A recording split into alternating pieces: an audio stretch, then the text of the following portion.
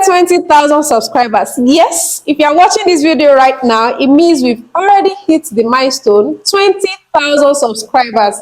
How did we get here? All thanks to you all. Thank you so much for watching my videos, for subscribing in the first place, for giving me thumbs up here and there. Like, you guys are the real MVP. To celebrate that, I'm going to be decorating this small cake. Just watch along and see the outcome of the cake. Once again, thank you so much for subscribing, for watching my videos, for sharing them, and for dropping your feedbacks. I really appreciate you all. Watch this video till the end, guys. I love you. See this cake up there? That is the end result. But now let's get into all of the behind the scenes that is involved. This cake is a red velvet cake, and I'm crumb coating first with Swiss buttercream. Red velvet cake is on my channel. I'm going to link it somewhere in this video, so you check it out. Now, I'm going to cover all of the cake with Swiss buttercream, crumb coating it with Swiss buttercream. The cake is cold, so it's going to make everything easy. Yes, we're covering with fondant, and the cake is cold. You're going to be wondering why, because we're doing chocolate ganache. Now, I'm going to start covering with chocolate ganache. This cake is a single layer. If it add like 2 or 3 layers of cakes, I'm going to put fillings and all of that, and it's going to be really easy because the chocolate ganache is going to seal off all of the fillings inside the cake. But because I'm doing top forward cake, that's why I decided to do a ganache style. The recipe for this ganache, I'm going to link it in this video as well.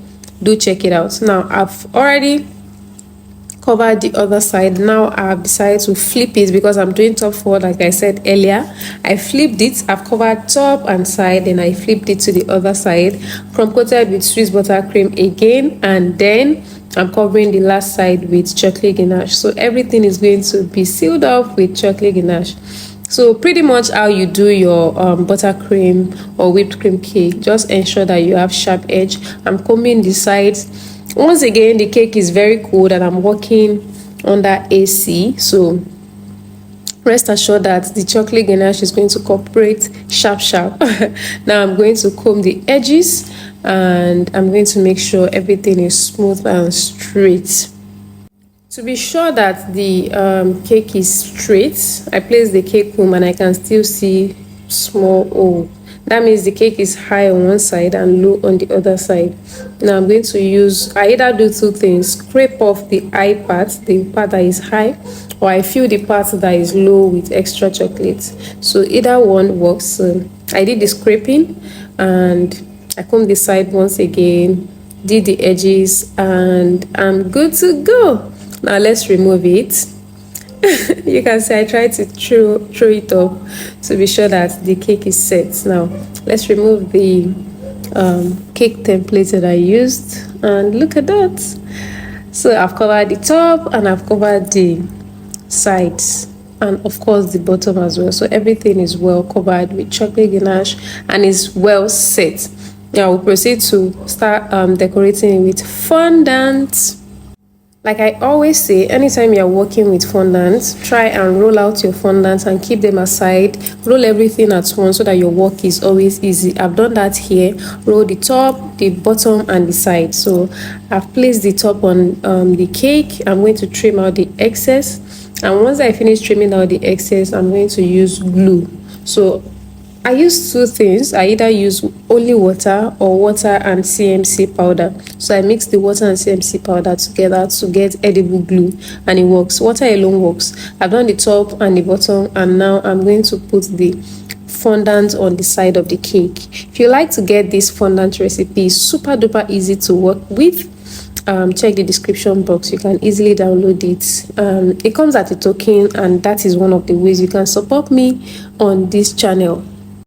Now, to do the finishing part, you want to cut the edges of the fondant so that you have straight sides for you to be able to join the 2 sides together. Use a sharp knife or a sharp blade. This is a craft knife, super easy to use. If you would like to get any accessories, I'm going to be tagging my accessories vendor in the description as well. Please support me by supporting the vendors that I work with.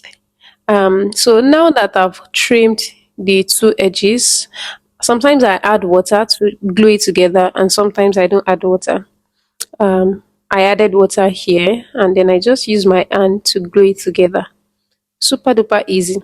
So what I usually do to trim the excesses on top of my fondant is to leave the fondant to dry out a bit. So I just leave it, go and do other things. It will firm up. So by the time I'm using a sharp blade to trim out the excess, it just cut through easily, like cut through very, very easily. Coupled with the fact that the fondant is a very, very good fondant. It's an all-weather fondant. You can use it any time of the year. Now, because we're doing top forward design, I'm cutting out the part that is going to be the base now, and I remove that carefully, and then I'm going to be using chocolate as my glue to stick it to the board. And now let's put it on top of the cake board that I'm going to be using, which is obviously this board. And now that is it. Let's do that. So cake is almost ready. Now, this is mashed fondant. I told you that this fondant is a very, very good recipe. I just added a little bit of water, and I'm using it like in place of royal icing. You guys, this recipe is too good. So I'm using a stencil. It dried a bit, and then I just dusted it with gold. You can use any luster duster you want. I dusted it with gold, and then let's see the beauty. Let's remove it. Ta-da! You guys, it looks so beautiful. So now I'm putting some finishing touches. I used wafer paper here at first. Then let's put those 20k subscribers. You guys, thank you so much for the love on all of my videos. You are the real MVP. 20,000 in less than 1 year. Like I was literally last year, I was literally less than 8,000 subscribers, and in 1 year I'm already on 20,000 subscribers, going to 21,000 if you're watching this video. Now I'm painting it with edible luster dust.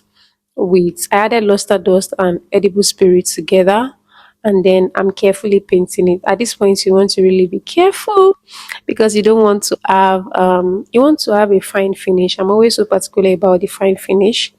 I painted everything small, gently, and afterwards I was just like, no, this is looking so dull and simple. Let's accessorize it with pop of colors. So I added pink, baby breath flowers. I even added more. Wait and see. Now, this is our cake to celebrate this milestone. 20k subscribers, 20k family members. No be beans, so for this YouTube. I'm so proud of myself, and I'm so happy that you're all here on this journey with me.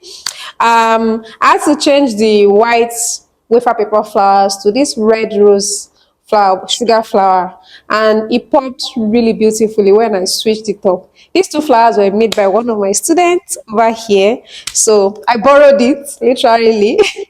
But we have several other flowers that we've made here, and then this red rose just made everything pop. So cheers to another 25k, 30k, 50k, 100k, millions of subscribers, family members. I hope you love this cake. Tell me how you feel about it in the comment section. Let's talk about this beautiful top forward fondant chocolate ganache with a whole lot of accessories right there.